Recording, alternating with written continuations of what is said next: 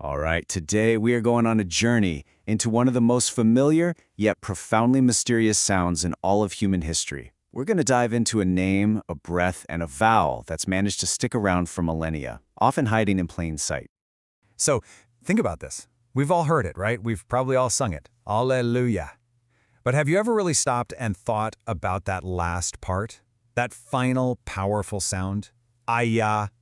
What is that? Is it just, a nice-sounding ending to a word, or is it something more? Well, that very question is the key to unlocking this whole story. So our mystery really begins with these four ancient letters: Yod, He, Vav, He. You've probably seen them in English as YHWH.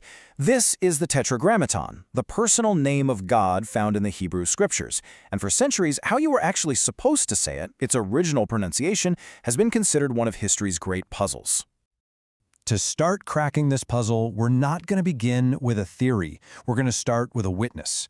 We're going to travel all the way back to the 5th century to hear from a historian, a bishop actually, named Theodoret of Cyrus. Now, Theodoret wasn't just guessing. You can think of him more like a reporter, documenting the world around him, just recording what he heard with his own 2 ears.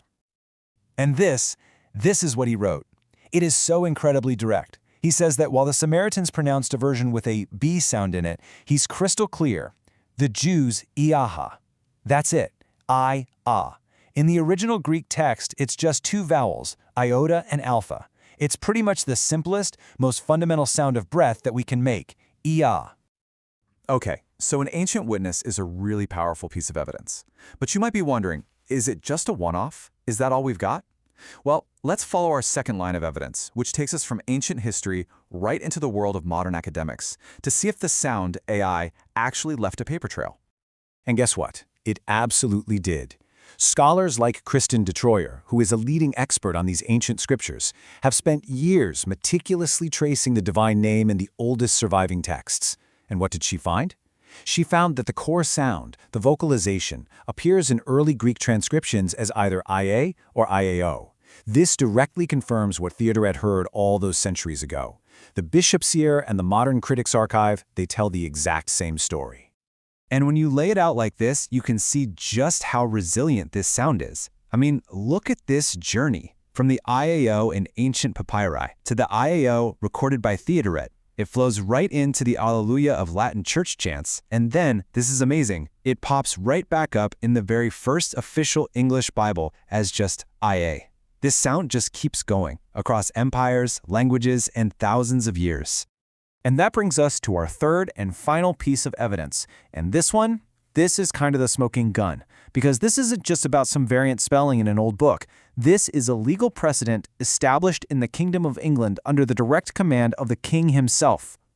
This is a direct quote from Psalm 68 in what's known as the Great Bible of 1539. Now, this was the first authorized English Bible. By law, it was chained to the pulpit of every single church in England. And right there, in print for the entire country to see, it says, "By his name, IA." No J, no jaw, no extra consonants, just that pure, ancient two-vowel sound. And here's the crucial point. This had the force of law. This made IA the public, state-sanctioned English representation of the name. Now, sure, you'll see Jah in Bibles that came later, but that doesn't just erase this. In law, the first official enrolled record is the one that holds the superior authority. The 1539 text is the original legal record. So we've built this pretty solid historical case for the sound IA.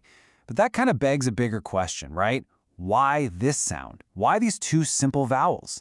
This is where our story pivots from just historical facts to something much deeper, almost philosophical.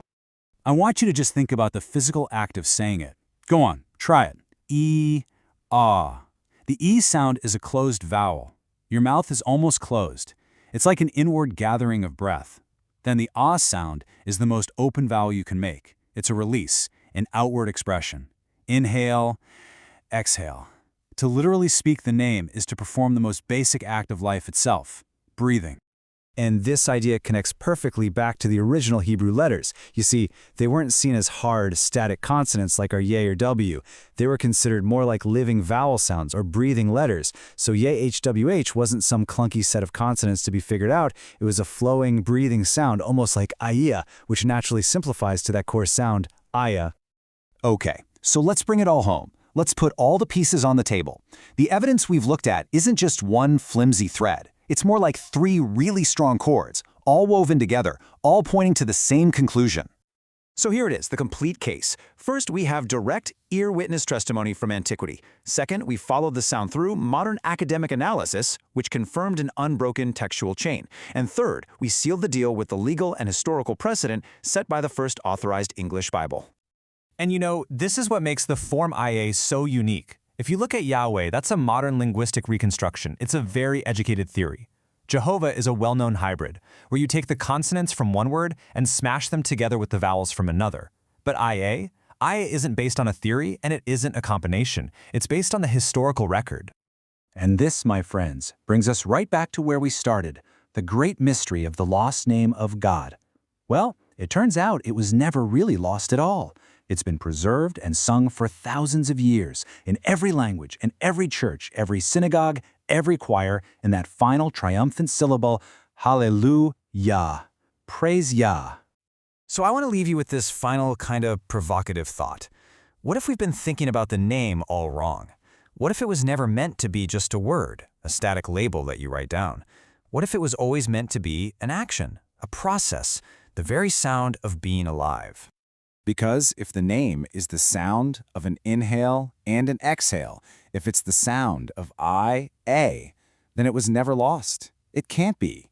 It is encoded into the very fabric of life itself, spoken silently by every living thing, with every single breath we take.